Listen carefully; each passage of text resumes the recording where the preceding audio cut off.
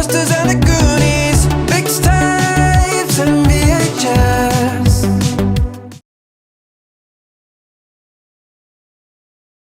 Right, today we're going to look at some Blade Runner stuff, but first of all, it's one of those films that I grew up with. So I was around 11 or 12 when it came out on VHS, and I rented it.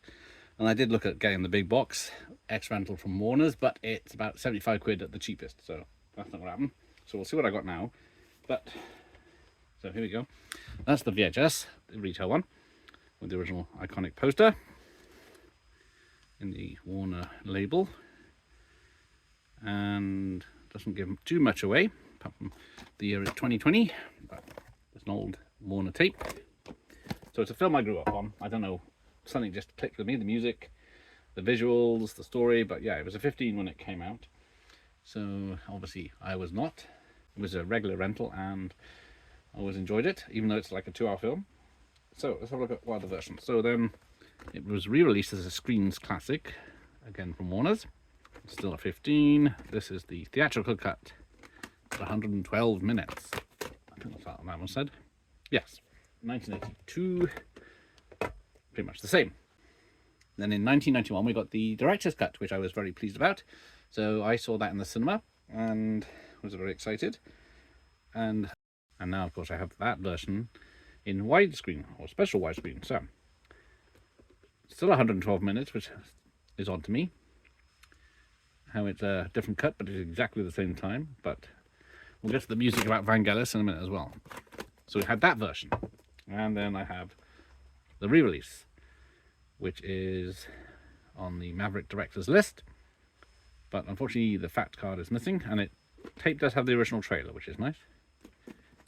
But sans card, right? So there we go. Got those. Now, before I get to the album, I did find this PDF on the internet of the original Souvenir magazine that came out in America.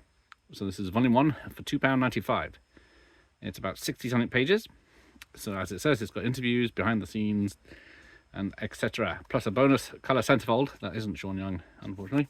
But I'll give a quick look at that. But yeah, it's just like mostly pictures and quotes and yeah, all about the making of, basically. So the PDF obviously looks a lot better than this, but there you go. So that, and then we get to the classic music. So Vangelis, it's got the same. This is a re-release of the soundtrack, pressed on heavy vinyl.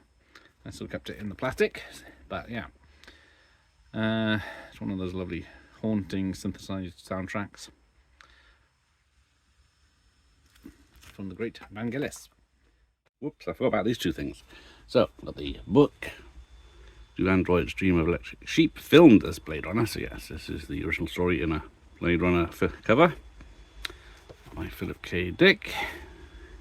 It's only about 193 pages and text is quite big. I have been reading it, so I'm at about a third of the way through. That, and of course a DVD, the 2-disc special edition of the final cut. So what have I got? 3 versions now. Yeah, I've got the theatrical, director's, and the final cut.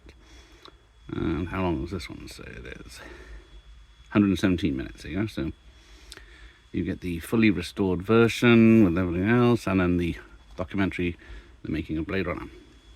Plus commentaries on the first one, and introduction. Oh. And shoddy cases. But there you go, nothing special, just 2 discs. One of them that should still work. But as you can see, they use them in lots of different countries. So I thought I'd just add those on. So there we go. Thanks for watching. Here ends this lesson.